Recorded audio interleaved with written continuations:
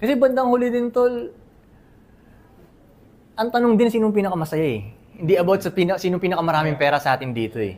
'Di ba? Ngayon sasabihin ng may pera, ay, nabibili ko naman lahat ng gusto ko. Pero ang tanong, oo nga, ang tanong ko, gaano ka ba kasaya? Sino mas masaya sa ating dalawa?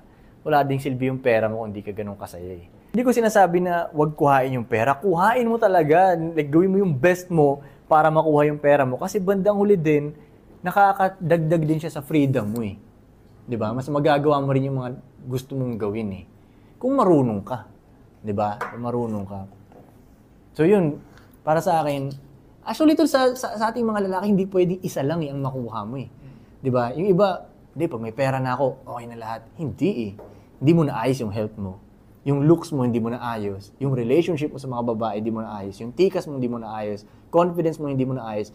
Yun din ang mahirap sa lalaki. Kailangan mo maayos lahat.